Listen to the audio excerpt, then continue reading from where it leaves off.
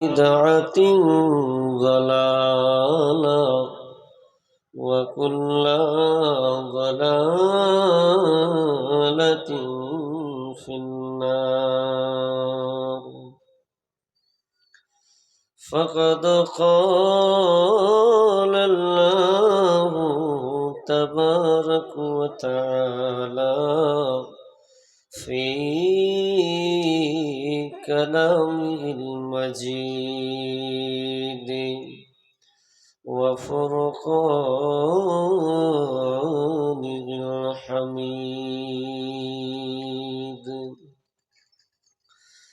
بعد أعوذ بالله من الشيطان الرجيم. وإذا بشر أحدهم بالأنثى ظل وجهه مسودا وهو كظيم يتوارى من القوم من سوء ما بصر به أيمسكه على هون أم يدسه في التراب ألا شاء ما يحكمون. بسم الله الرحمن الرحيم. وإذا الموءودة سئلت بأي ذنب قتلت. عن أنس بن مالك قال قال رسول الله صلى الله عليه وسلم من على زاريتين حتى تبلغا جاء يوم القيامة أنا وهو هكذا وضم أصابعه. عن أبي سعيد الخدري رضي الله تعالى عنه قال قال رسول الله صلى الله عليه وسلم من على 3 بنات فعذبهن وزوجهن وأحسن عليهن فله الجنة.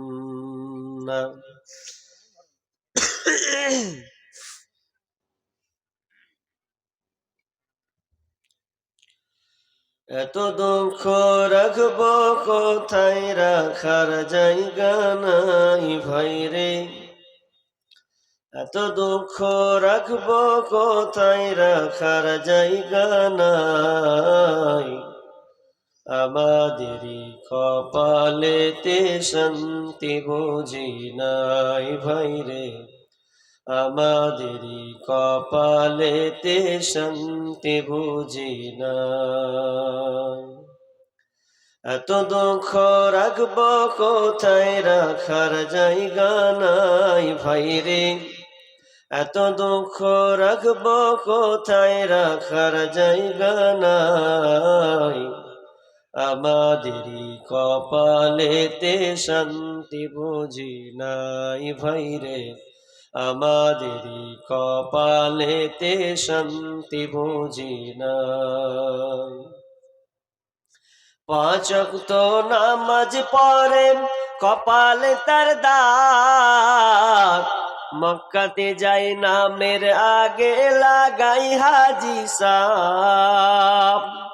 5 ওয়াক্ত নামাজ পড়ে কপালে তার দাগ, মক্কাতে যাই নামের আগে লাগাই হাজি সাব। চায়ের দোকানে বসে হাজি টেলিভিশন চায় ভাইরে। চায়ের দোকানে বসে হাজি টেলিভিশন চায়। হিন্দি গানের তালে তালে পা দুটি নাচাই ভাইরে। আমাদেরই কপালেতে শান্তি বুঝি নাই। এত দুঃখ রাখব কোথায়, রাখার জায়গা নাই ভাইরে। এত দুঃখ রাখব কোথায়, রাখার জায়গা নাই। আমাদেরই কপালেতে শান্তি বুঝি নাই ভাইরে, আমাদেরই কপালেতে শান্তি বুঝি নাই। সুদে ঘুষে জীবন কাটে করে দুর্নীতি, এমন লোক হয় যদি মসজিদের সভাপতি। সুদে ঘুষে জীবন কাটে করে দুর্নীতি, এমন লোক হয় যদি মাদ্রাসার সভাপতি। ভাইরে উচিত কথা বলতে গেলে মৌলবীর চাকরি নাই। ভাইরে হক কথা বলতে গেলে মৌলবীর চাকরি নাই। আমাদেরই কপালেতে শান্তি বুঝি নাই ভাইরে, আমাদেরই কপালেতে শান্তি বুঝি নাই। এত দুঃখ রাখব কোথায়, রাখার জায়গা নাই ভাইরে, এত দুঃখ রাখব কোথায়, রাখার জায়গা নাই। আমাদেরই কপালেতে শান্তি বুঝি নাই ভাইরে, আমাদেরই কপালেতে শান্তি বুঝি নাই। সমাজেতে অসঙ্গতি বলবো কত আর, গায়ের জোরে বিচারপতি ঘুষেরি কারবার। সমাজেতে অসঙ্গতি বলবো কত আর, গায়ের জোরে বিচারপতি ঘুষেরি কারবার। ভাইরে টাকার লাগি গরিব দুঃখী বিচার নাহি পাই। ভাইরে টাকার লাগি গরিব দুঃখী বিচার নাহি পাই। আমাদেরই কপালেতে শান্তি বুঝি নাই ভাইরে, আমাদেরই কপালেতে শান্তি বুঝি নাই। বড় ছোট নাই ভেদাভেদ, নাই কোনো মান সম্মান, বাপের সমান মুরব্বিকে করছি অপমান। বড় ছোট নাই ভেদাভেদ, কোথায় মান সম্মান, বাপের সমান মুরব্বিকে করছি অপমান। ভাইরে 8 বছরের ছেলে যদি সামনে বেড়ি খায়, ভাইরে 8 বছরের ছেলে যদি ডাইরেক্ট বেড়ি খায়। আমাদেরই কপালেতে শান্তি বুঝি নাই ভাইরে, আমাদেরই কপালেতে শান্তি বুঝি নাই। এত দুঃখ রাখব কোথায়, রাখার জায়গা নাই ভাইরে, এত দুঃখ রাখব কোথায়, রাখার জায়গা নাই। আমাদেরই কপালেতে শান্তি বুঝি নাই ভাইরে, আমাদেরই কপালেতে শান্তি বুঝি নাই। সম্মানীয় সুযোগ্য আজকের এই সবার স্বনামধন্য সভাপতি, উপস্থিত আকাশের সাদৃশ্য আলেম ওলামাবৃন্দ, দূর দূরান্ত থেকে আগত অতিথিবৃন্দ, আমার সম্মুখে বসে থাকা ছোট বড় দিনদার ইমানদার মুমিন ভাই সকল, এবং পর্দার অন্তরালের মা ও বোনেরা, প্রথমে সেই মহান মনিবের দরবারে প্রশংসা করব যে মহান মনিব এক মসজিদ কেন্দ্রিক একটি ইসলামী সভা, যে সভাতে আমাদেরকে দূর দূরান্ত থেকে নিয়ে এসে এক কোরআন হাদিসের আলোচনা শোনা এবং আমলের উদ্দেশ্যে যিনি আমাদেরকে সামিয়ানার নিচে বসিয়েছেন, সেই মহান মনিবের দরবারে আমরা একটু আল্লাহর প্রশংসা করি, বলি আলহামদুলিল্লাহ। অতঃপর শান্তি বর্ষিত হোক সকল নবীদের উপর, বিশেষ করে আমাদের শেষ নবী জনাবে মুহাম্মদুর রাসূলুল্লাহ, আমরা বলি সাল্লাল্লাহু আলাইহি ওয়াসাল্লাম। আল্লাহুম্মা সাল্লি আলাইহি আল্লাহুম্মা বারিক ওয়াসাল্লিম। সম্মানিত দিনী ভাই সকল, আমি আপনাদের সম্মুখে মহাগ্রন্থ আল কোরআন থেকে 1 থেকে 2টি আয়াত পড়েছি এবং 2খানা হাদিসে নববী পাঠ করেছি।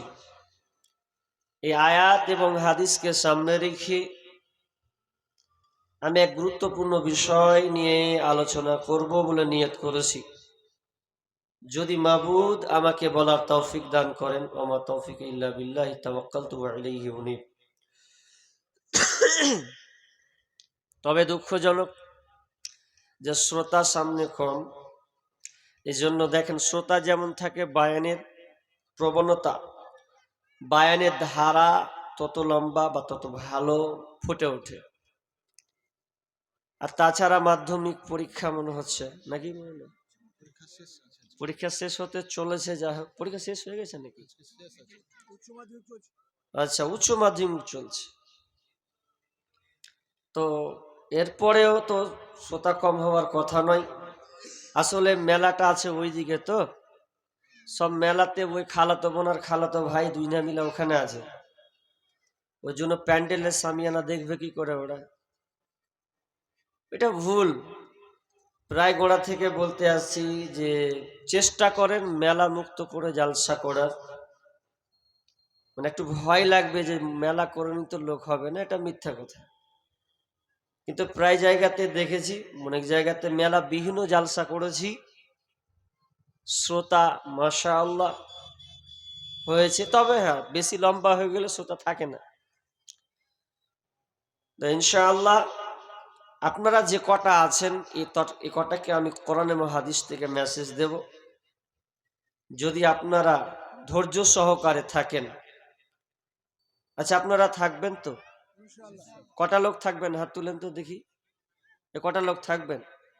আল্লাহ আমাদের সকলকে কবুল করুন, বলুন আমিন। বিষয়টা বলে দিই, আমার হেডলাইন আজকের আলোচ্য বিষয় ইসলামে নারীদের অধিকার। ইসলাম যে কত সুন্দর,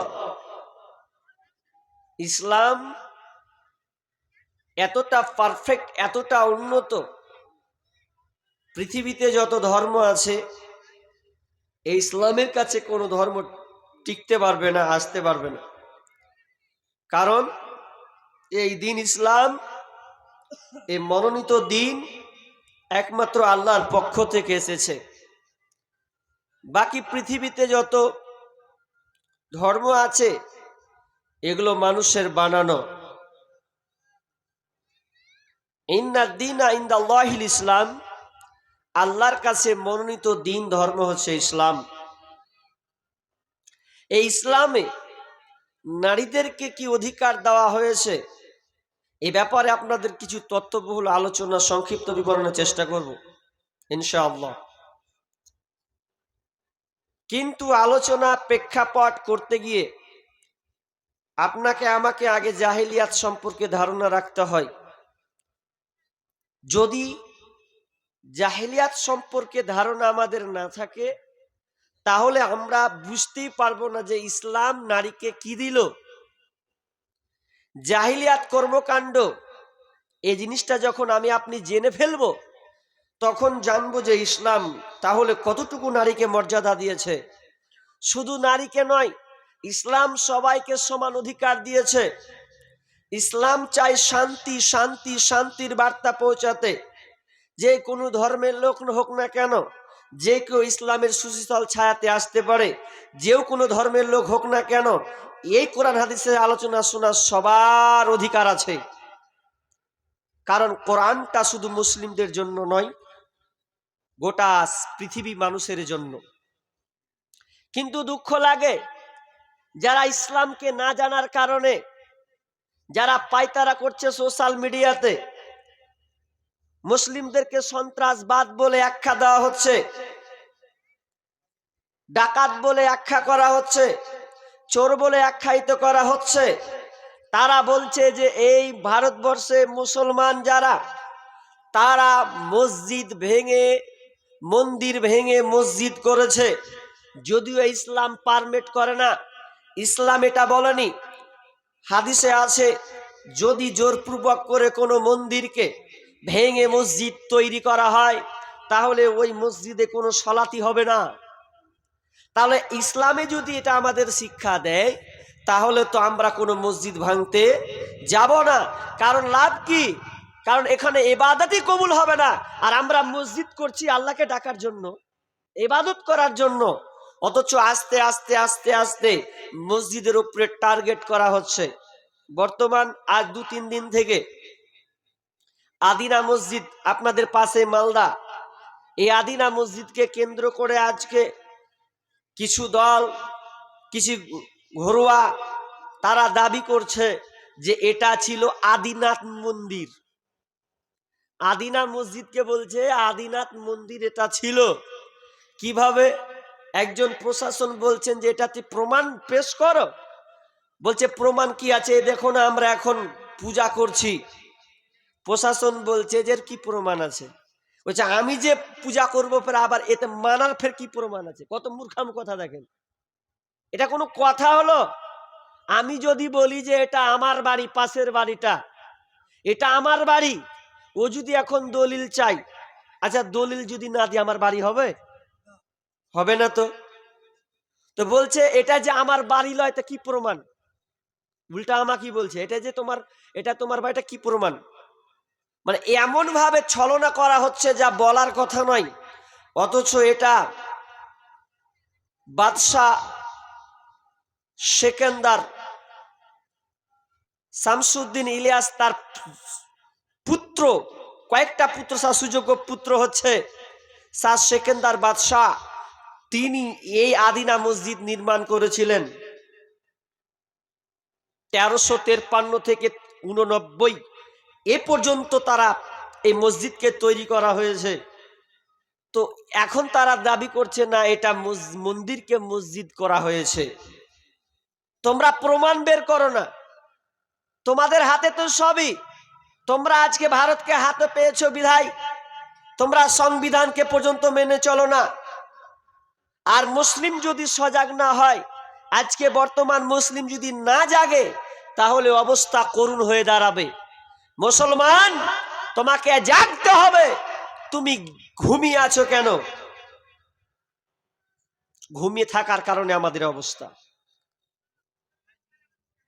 জাগো জাগো রে জাগো আজ মুসলিম নওজোয়ান, কেন বারে বারে আঘাত হানে ধর্মেতে তোমার। জাগো জাগো রে জাগো আজ মুসলিম নওজোয়ান, কেন বারে বারে আঘাত হানে ধর্মেতে তোমার। কি দোষ করেছি,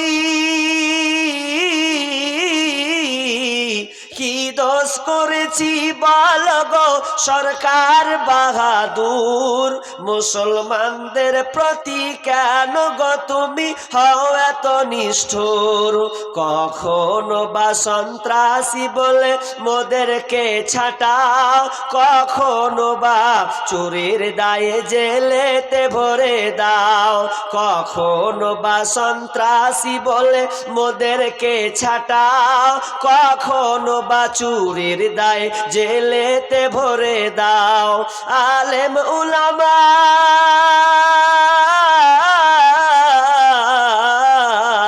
আলেম উলামা এরা কখনো চুরি তো করে না, কেন চুরি করা পাপ কোরআনে আছে মোদের মানা।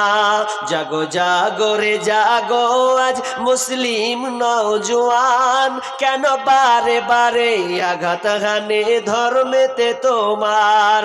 হতে পারে এই ভারতবর্ষ হিন্দুস্তানেরই মাটি, মুসলমানেরই রক্ত দিয়ে হয়েছে খাঁটি। হতে পারে এই ভারতবর্ষ হিন্দুস্তানেরই মাটি, মুসলমানেরই রক্ত দিয়ে হয়েছে খাঁটি। ভারত স্বাধীনে ভারত স্বাধীনে হাজার হাজার ওলামায়ে কেরাম কাটিয়েছে গর্দান রশিতে ভারত মোদের নাম। জাগো জাগো রে জাগো আজ মুসলিম নওজোয়ান, কেন বারে বারে আঘাত হানে ধর্মেতে তোমার। জাগো জাগো রে জাগো আজ মুসলিম নওজোয়ান, কেন বারে বারে আঘাত হানে ধর্মেতে তোমার। আমি ওইদিকে যাচ্ছি না, বিষয়ের দিকে যাব, তবে একটু ইঙ্গিত করি, মুসলিম তোমাকে জাগতে হবে। যদি তুমি না জাগো, আস্তে আস্তে তোমাদের এই রক্তে ঘামা এই ভারতবর্ষে যতগুলো তোমাদের মসজিদ আছে, তাদের টার্গেট, তাদের পাইতারা আরএসএস বর্জঙ্গ দল, তারা চাইছে মুসলমানদের এই মসজিদগুলোকে তারা আত্মসাৎ করতে। দুর্ভাগ্যজনক যে আমরা আজকে মুসলমান ঘুমন্ত অবস্থায় রয়েছি। ইসলাম না, ইসলাম যে অধিকার এক একটা যোগকে দেওয়া হয়েছে, অধিকার দেওয়ার কারণে তোমরা আজকে পৃথিবীর বুকে টিকে আছো। ইসলাম কারো উপরে হামলা করে না, ইসলাম কারো উপরে মানে জোরপূর্বক ছিনিয়ে নাই না। ইসলাম শান্তির বার্তা দিতে শিখেছে। ইসলাম এমনই একটা দিন, যেই দিনে পরিপূর্ণ তোমরা জানতে শিখনি, তোমরা বুঝতেই শিখনি, বরং তোমরা হামলা চালাচ্ছ। আজকে আমরা মুসলিমরা ঘুমন্ত এই জন্য। ইসলাম ভারতবর্ষে নারীকে যেভাবে অধিকার দেওয়া হয়েছে, আপনি মনে করবেন যে ভারতবর্ষের জাহিলিয়াত কেমন ছিল। এই ঠাকুররা, এই ব্রাহ্মণরা, এই কিছু সন্ন্যাসী যারা, তারা মেয়েদের কেমন ভাবে উপভোগ করা হতো। তাদের একটা সময় ছিল সতীদাহ প্রথা। নাম শুনেছেন কেউ? যদি পড়ে থাকেন তো হাত তুলেন একজন। সতীদাহ প্রথা, এটা নির্মূল হয়েছে 1829 সন, সাল বলবো না, সন। এই 1829 সনে যে গেল এটা, তো এর অবস্থা কি ছিল? এর অবস্থা এত করুণ ছিল যে একটা মেয়ে যদি বিবাহ হতো, আর ওই মেয়েটা স্বামী যদি একের অধিক হয়, 10 জন হয়, 20 জন হয়, 50 জন হয়, বা একটা স্বামী আর বহু স্ত্রী, একটা স্বামী বহু স্ত্রী। এক জায়গায় পড়তে গেলাম, একটা ইতিহাসের বই খুলতে গেলাম, সেখানে রাজা রামমোহন রায়ের জীবনী পড়তে গিয়ে সেখানে কিছু হেডলাইনে একটা জাহিলিয়াতের ইতিহাস টেনে এনেছেন। সেখানে বলা হয়েছে যে একটা সন্ন্যাসীর 450 জন স্ত্রী, 450 জন স্ত্রী। সেই 450 জন স্ত্রী থাকা অবস্থায় এই সন্ন্যাসী মারা যাচ্ছে, এই লোকটা মারা যাচ্ছে। তো কি করতে হবে? যখন স্বামী মারা গেল, তার মানে 450 জন স্ত্রীকে এই স্বামীর সঙ্গে জ্বলন্ত আগুনে চিতায় পুড়তে হবে। এর নাম হচ্ছে সতীদাহ প্রথা। কত জঘন্য প্রথা! এদের কোনো সম্মান মর্যাদা ছিল না ভারতবর্ষে। রাজা রামমোহন রায় এ দৃশ্য দেখে অতবাক হয়ে গেলেন। আহারে, আমার চোখের সামনে একটা স্বামী মারার কারণে তার অধীনে 450 জন স্ত্রী, 450 জন স্ত্রী কম জ্বলতে হবে? কোনো তার পথঘাট নাই। তিনি ধর্মকে রিসার্চ করতে লাগলেন, গবেষণা করলেন। কোন ধর্মে বলা হয়নি এ করতে, তিনি ইসলামকে ফলো করলেন। 16 বছর তিনি গবেষণা চালিয়েছেন। ইসলাম এত সুন্দর, এর চাইতে কোনো ধর্ম বিকল্প নাই যে ইসলামের ধারে কাছে আসতে পারবে, যে ইসলাম নারীকে মর্যাদা দিয়েছে। তাই তিনি কি করলেন, বাড়ি থেকে বের হয়ে কলকাতার দিকে ছুটলেন। লর্ড উইলিয়াম বেন্টিং এর কাছে গিয়ে বলছে যে আপনি এই সতীদাহ প্রথাটা নির্মূল করার চেষ্টা করুন, রোধ করুন, উঠিয়ে দেন। তিনি সাকসেস হয়েছিলেন, কিন্তু সাকসেস হওয়ার পিছনে তার কষ্ট ছিল যে তারিণী দেবী, তার মা, তাকে বহিষ্কার করেছিলেন, ত্যায্য পুত্র করে দিয়েছিলেন, যে আমি তোকে আর সংসারে রাখবো না। ভাইয়ার আমার, তাহলে ভারতীয় জাহিলিয়াত কত নোংরা ছিল। নারীদের সম্মান দেওয়া হতো না। ওই হিন্দুদের আকীদা আছে, তাদের আকীদা ছিল যে একটা মেয়ে যদি একবার বিবাহ করে তার দ্বিতীয় স্বামী করতে পারবে না যদি স্বামী মরে যায়। কারণ ওদের আকীদা বহু আল্লাহ হতে পারে কিন্তু বহু স্বামী হবে না। একটা স্বামী হয়েছে আর বিধবা হয়ে থেকে যাবে, ও বিবাহ করবে না। আর যদি হয় আবার তাদেরকে জমি জায়গা দেওয়া হয় না, মাহরুম করে দেওয়া হয়। ভারতীয় জাহিলিয়াত কত নোংরা, ঠিক তেমনি ভাবে ইসলামেও জাহিলিয়াত কত নোংরামি ছিল। এটা আপনাকে আমি একটা একটা করে বলবো, আপনারা ধৈর্য সহকারে থাকবেন।